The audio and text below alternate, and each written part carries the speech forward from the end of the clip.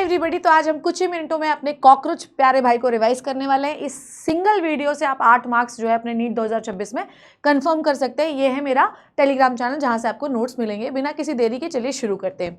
सबसे पहले जो कॉकरोच है, जो कि पिद्दू सा एनिमल है, जो कि 8 मार्क्स आपको देने वाला है, ये किंगडम एनिमेलिया का फाइलम आर्थ्रोपोडा है, क्लास इंसेक्टा है। ये सबसे बड़ी क्लास होती है। ये एक ऐसा इंसेक्ट है जो ज़्यादातर ह्यूमिड एरिया में बहुत ज़्यादा पाया जाता है। इसका colour black, brown, yellow, orange कुछ भी हो सकता है। इसकी जो साइज़ है वो है 1/4 इंच से 3 इंच तक। सेंटीमीटर में लोगे तो 0.6 से 7 सेंटीमीटर तक ये हो सकता है। इसका जो नेम जो इंडियन कॉकरोच है वो है पेरीप्लैनेटा अमेरिकाना। इसका जो साइज़ होता है वो है 34 से 53 mm। ये इंपॉर्टेंट है। नेक्स्ट है, ये यूबिक्विटस है, हर जगह पाया जाता है, ज़्यादातर रात में निकलता है और कर्सोरियल है, फास्ट रनर होता है। ठीक है। अगर आप बात करें तो इसकी बॉडी सेगमेंटेड बॉडी है क्योंकि आर्थ्रोपोडा है। इसकी बॉडी हेड, थॉरैक्स और एब्डोमेन में डिवाइड रहती है। इनकी बॉडी के ऊपर काइटिनस एक्सोस्केलेटन है जो कि बहुत ज़्यादा इंपॉर्टेंट है। इसको ये रेजिस्टेंस, ये सर्वाइवल देता है कि भैया तुम एडवर्स परिस्थितियों में भी जीवित रहोगे। ठीक है। नेक्स्ट है बेटा, इनकी जो कवर होती है, इनकी जो पूरी बॉडी है काइटिनस कवर से रहती है, पर कवर कंटिन्यू रहता नहीं है क्योंकि अदरवाइज वो अंदर से ग्रो नहीं हो पाएंगे। तो ऊपर वाले कवर को हम कहते हैं टर्गाइट, नीचे वाले को कहते हैं हम लोग स्टर्राइट और साइड वाले को कहते हैं हम लोग क्या, लेटरल को हम कहते हैं प्लूराइट। और ये सारी जो प्लेटें होती हैं ये एक मेम्ब्रेन से जुड़ी हुई रहती है जिनको हम कहते हैं ऑर्थराइडल मेम्ब्रेन। और ऑर्थराइडल मेम्ब्रेन की वजह से ये जो प्लेट्स होती हैं कभी भी टाइट कवर नहीं कर सकती कॉकरोच को। ठीक है। जिसकी वजह से कॉकरोच को क्या मिलती है, फ्लेक्सिबिलिटी मिलती है। प्लूराइट, टर्गाइट, स्टर्नाइट। ठीक है। स्टर्नाइट कौन सा वाला है बच्चे, आपको पता चला, सामने वाला। प्लूराइट साइड वाले, टर्गाइट ऊपर वाले। इन सबको हम एक साथ कहते हैं स्क्लेराइट्स। क्या कहते हैं, स्क्लेराइट्स। ठीक है। अब इनकी बॉडी में हेड में, अगर एम्ब्रियोनिक स्टेज में हेड में 6 सेगमेंट होते हैं, थॉरैक्स में 3 होते हैं, एब्डोमेन में 11। पर जब एडल्ट कॉकरोच हो जाता है तो फ्यूज हो जाते हैं, हेड में 1 सेगमेंट हो जाता है, थॉरैक्स में 3 सेगमेंट हो जाते हैं, एब्डोमेन में 10 सेगमेंट हो जाते हैं।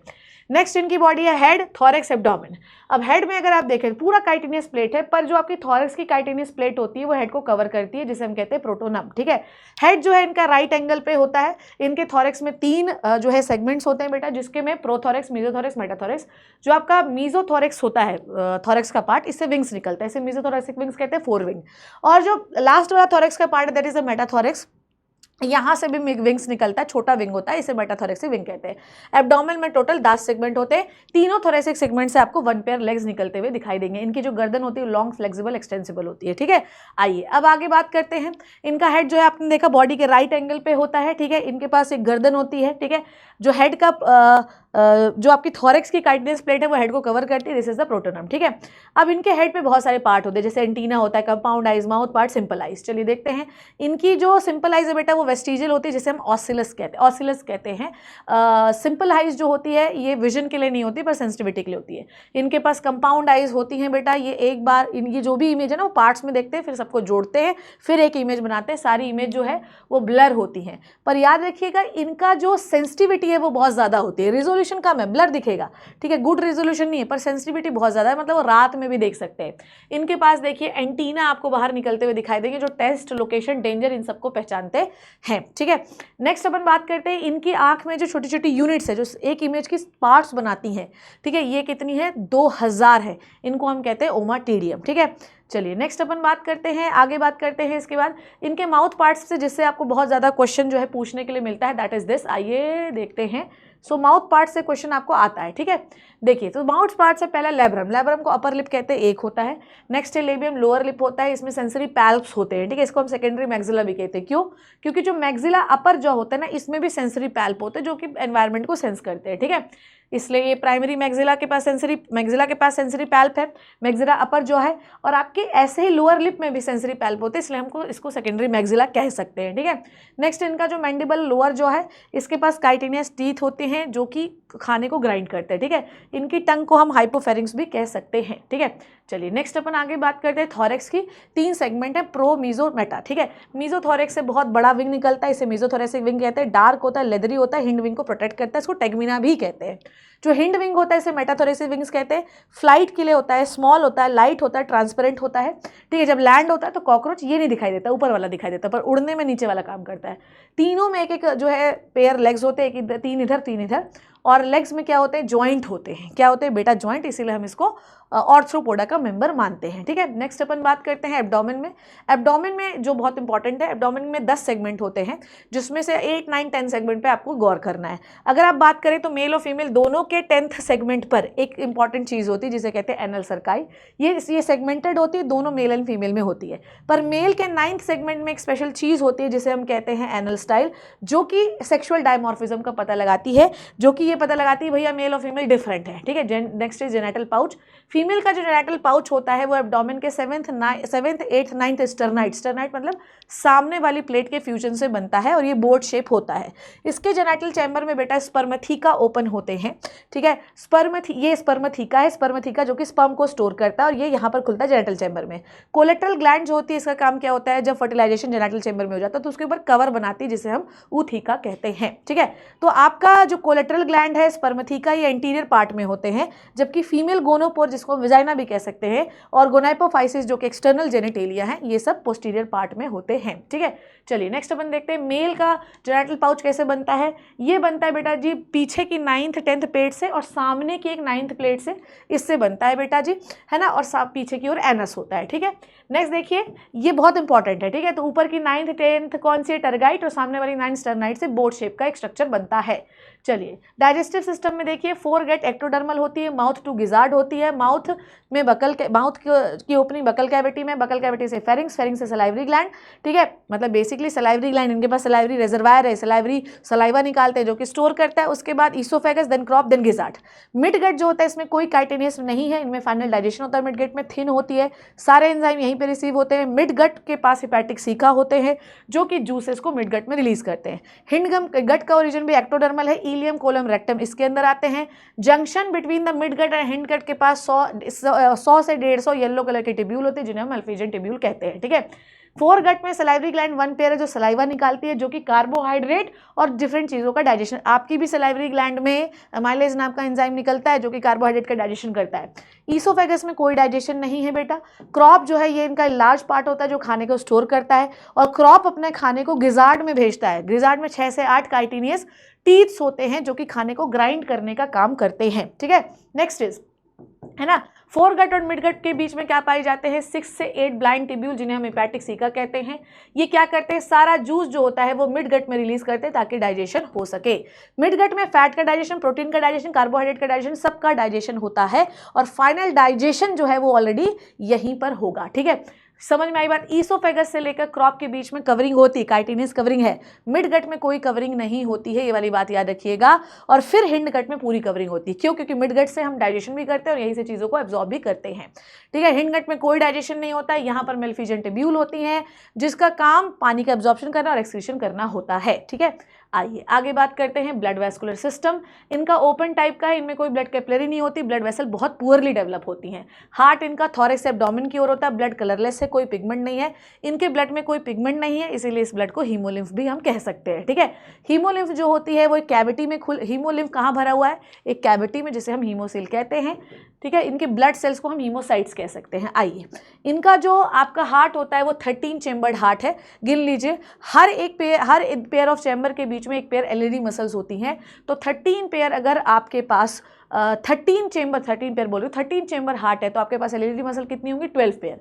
देखो, हर 2 चेम्बर के बीच में एक पेयर है, तो एलईडी मसल क्या करती है, कॉन्ट्रैक्शन कराती है। ठीक है, उसके बाद आपका जैसे समझो बात को, that is very very important. 3 cavities हैं, 1 2 3। तो आपका ब्लड जो है वो पंप होकर एंटीरियर एओर्टा में गया, एंटीरियर एओर्टा से पेरीविसरल कैविटी में आया, फिर पेरीन्यूरल कैविटी में, दिस इज पेरिकार्डियल कैविटी जहां हार्ट है, दैट इज पेरीविसरल कैविटी जहां पे बॉडी ऑर्गन है, this is the perineural cavity जहां पर आपका नर्वस सिस्टम है। यहां से होते हुए आपका ब्लड वापस से हार्ट में भरा, हार्ट से होते हुए फिर एंटीरियर एओर्टा में गया। यहाँ पर सारे ऑर्गन भरे हुए हैं जो हमेशा नहाते रहते हैं। एलईडी मसल क्या कहती है बेटा जी, एलईडी मसल 12 पेयर होती है 13 चैम्बर हार्ट के बीच में, मतलब हर एक पेयर ऑफ हार्ट के बीच, हर 2 हार्ट के बीच में एक पेयर एलईडी मसल्स होती हैं। ठीक है, चलिए नेक्स्ट अपन बात करते हैं। तो ये है आपका 1 पेयर हार्ट, तो ये 1 पेयर एलईडी मसल्स। 2 हार्ट के बीच में देखो ध्यान से ओपनिंग होती है जिसे ऑस्टिया कहते हैं, जहां से ब्लड का मूवमेंट होता है। एलईडी मसल फैन शेप होती हैं। ठीक है, चलिए नेक्स्ट अपन बात करते हैं, that is the respiratory system.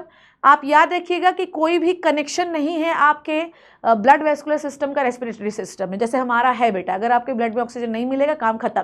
यहाँ पर ऐसा नहीं होता, क्योंकि इनके बॉडी में, ध्यान से समझिएगा, इनका जो रेस्पिरेटरी सिस्टम है वो है ट्रैकियल सिस्टम। अब इनकी बॉडी में होते हैं 10 पेयर्स स्पाइरिकल, छेद होते हैं 10 इधर और 10 इधर, जहाँ पर दो छेद, 2 पेयर छेद, मतलब 2 पेयर छेद मतलब 4 छेद है, 2 इधर 2 इधर, ये होते हैं थॉरेक्स में।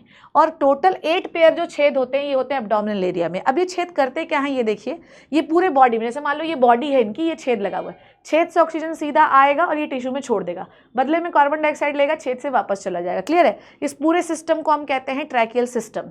तो ये जो ओपनिंग है इसको कहते हैं स्पाइरिकल, ये जो चेंबर है एट्रिया, ये है ट्रैकिया, और जो ब्रांचेस है इसको कहते हैं ट्रैक्यूल। ट्रैक्यूल डायरेक्टली टिश्यू से कनेक्टेड होते हैं, इसीलिए ब्लड की जरूरत नहीं है हमको, ये सीधे पाइप ले जाके टिश्यू को दे देगी, बदले में कार्बन डाइऑक्साइड वापस चला जाएगा।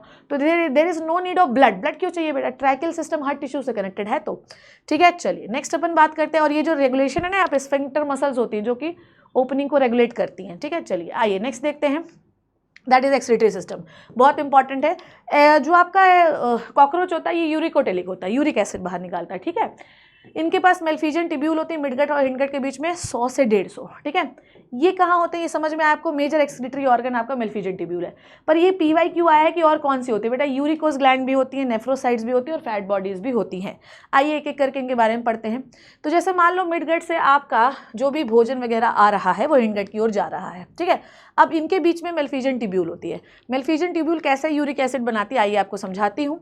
तो सबसे पहले मान लीजिए कि है ना, होता ये है कि जो पानी होता है, जैसे मान लो बॉडी कैविटी में बहुत मान लो हमको पानी वापस देना है ना, पानी बहुत लॉस कर रहा है कॉकरोच। ठीक है, तो हम क्या करते हैं, पानी को वापस दे देते हैं आपकी बॉडी कैविटी को, टिश्यूज़ को। ठीक है, बदले में अच्छा एक और चीज़ आपको बहुत इंपॉर्टेंट चीज़ बताती हूँ, दैट इज़ इंपॉर्टेंट। ये जो मेल्फिजियन टिब्यूल लाइंड होती है ना बेटा, ये सीलेटेड एपिथेलियम से लाइन होती है। तो मान लो कि अगर कॉकरोच बहुत ज़्यादा पानी लॉस कर रहा है तो ये सीलेटेड एपिथेलियम उसे एब्जॉर्ब करके बॉडी को भेज देती है। और अगर मान लीजिए बहुत कम पानी निकाल रहा है तो वापस निकाल के यहाँ से घुसेड़ देती हैं। ठीक है, तो यहाँ पर एक और इम्पॉर्टेंट चीज़ है कि टिश्यू जो होते हैं वो बहुत ज़्यादा पोटेशियम यूरेट बनाते हैं, बहुत ज़्यादा इनके टिश्यू बहुत ज़्यादा पोटेशियम यूरेट बनाते हैं। तो ये मेल्फिजियन टिब्यूल पोटेशियम यूरेट को ले लेती है, उससे पोटेशियम बाहर कर देती है, यूरिक एसिड को यहाँ निकाल देती है। तो मेल्फिजियन टिब्यूल का काम ऑस्मो रेगुलेशन है, पानी के लेवल को मेंटेन करना और वेस्ट को बाहर निकालना। ठीक है, चलिए नेक्स्ट अपन देखते हैं, that is very very important चीज। आओ नेक्स्ट होती है मेल। मेल में होती है यूरिकोस ग्लैंड, है ना। यूरिकोस ग्लैंड जो होती हैं ये मशरूम ग्लैंड के ऊपर होती है, सिर्फ मेल के पास होती हैं। ये यूरिक एसिड को बहुत सालों तक स्टोर कर सकती हैं। नेक्स्ट होती हैं फैट बॉडीज, ये यूरिक एसिड को भी स्टोर करती हैं। यूरिकोस ग्लैंड तो बीच बीच में बाहर निकाल भी देती हैं यूरिक एसिड, पर फैट बॉडीज तो जीवन भर यूरिक एसिड स्टोर करती है, जब कॉकरोच मरता है तो बाहर निकाल देती हैं। ठीक है, चलिए भैया नर्वस सिस्टम। इनका नर्वस सिस्टम जो है बेटा जी वो बिल्कुल थॉरेक्स से एब्डोमेन की ओर फैला हुआ है। ठीक है, अब यहाँ पे समझिए इनके पास टोटल 9 गैंग्लियाज होते हैं। अब इसका अरेंजमेंट बताती हूँ। गैंग्लिया क्या होती हैं? गैंग्लिया होती हैं ग्रुप ऑफ सेल बॉडीज। ठीक है, ग्रुप ऑफ सेल बॉडीज को हम गैंग्लिया कहते हैं।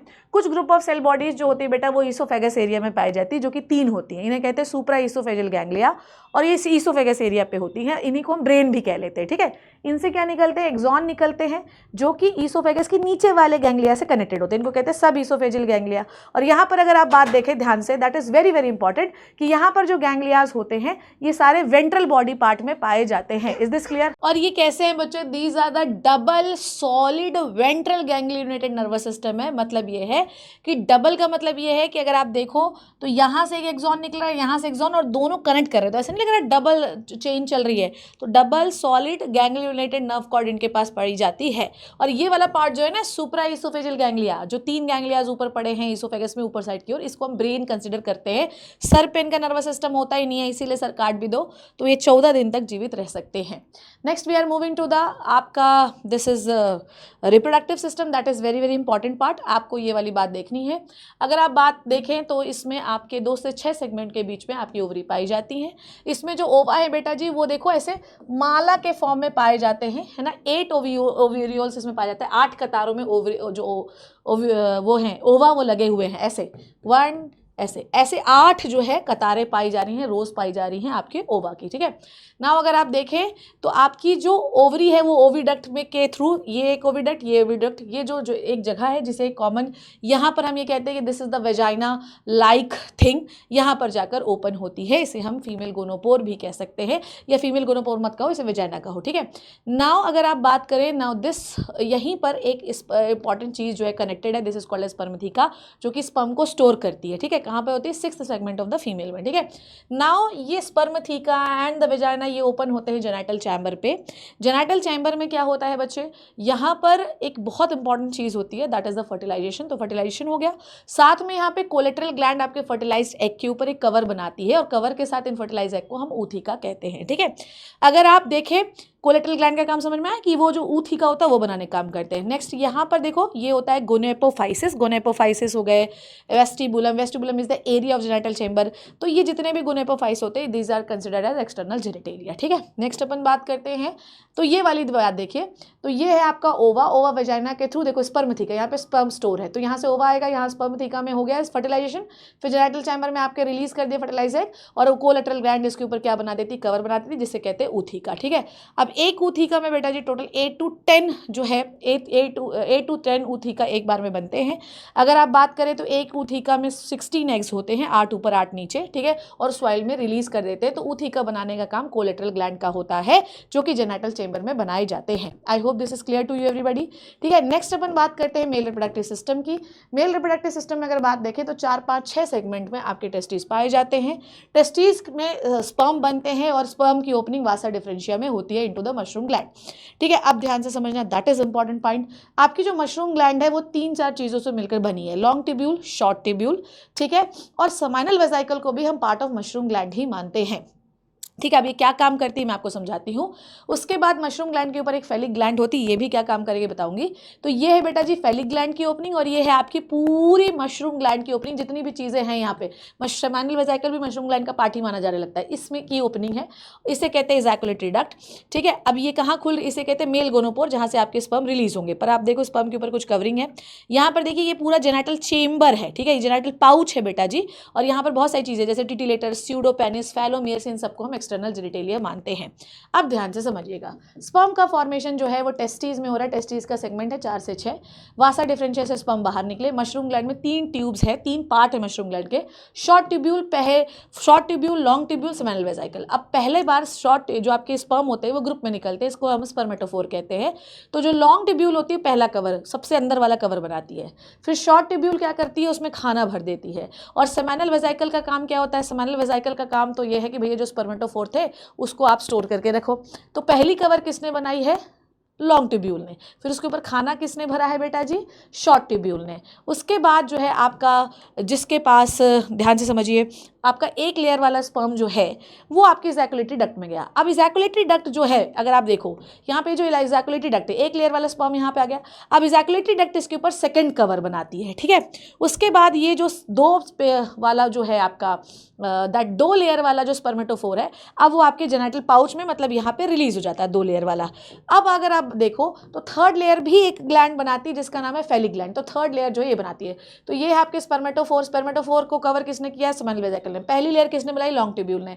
इसमें खाना किसने भरा? शॉर्ट ट्यूब्यूल ने। सेकंड लेयर किसने बनाई? इजैकुलेटरी डक्ट ने। थर्ड लेयर किसने बनाई है बेटा? फेलिक ग्लैंड ने, ठीक है। तो 3 लेयर वाला जो आपका स्पर्मेटोफोर है, आउटर लेयर किसने बनाई है बताओ जल्दी से? सबसे आउटर लेयर बनाई है फेलिक ग्लैंड ने। सेकंड लेयर किसने बनाई है? इजैकुलेटरी डक्ट ने। इनर लेयर किसने बनाई है? लॉन्ग ट्यूब्यूल ने बनाई है। अब आपका स्पर्मेटोफोर जो है वो आपके फीमेल, देखो अब क्या होंगे, ये जो टिटिलेटर वगैरह हैं, ये आपका जो स्पर्म जो ग्रुप वाला है, इसको कहाँ रिलीज कर देंगे? फीमेल के स्पर्मेटोफोर में रिलीज कर देंगे। फिर क्या होगा बेटा जी? जेनाइटल पाउच में फर्टिलाइजेशन होगा। फिर उसके बाद आपका जो फर्टिलाइज एग हैं उनके ऊपर स्पर्मेटो जो आपकी वो होती है कोलेटरल ग्लैंड कवर बना देंगे, it is called as ootheca. Soil में रिलीज कर दिया जाएगा। जो कॉकरोच का डेवलपमेंट होता है वो पैरामोटाबोलस होता है, ठीक है। यहाँ पर जो मतलब मॉल्टिंग होती है, 13 टाइम मॉल्टिंग के बाद जो एक निम्फ होता है, जो कि हम कह सकते हैं छोटा फॉर्म और larval form of the cockroach होता है, वो एडल्ट में कन्वर्ट होता है, ठीक है। जो निम्फल फॉर्म होते हैं उसमें विंग पैड्स नहीं होते, विंग नहीं होते। जब एडल्ट फॉर्म होता है तो उसमें विंग पैड्स बन जाते हैं, विंग्स बन जाते हैं,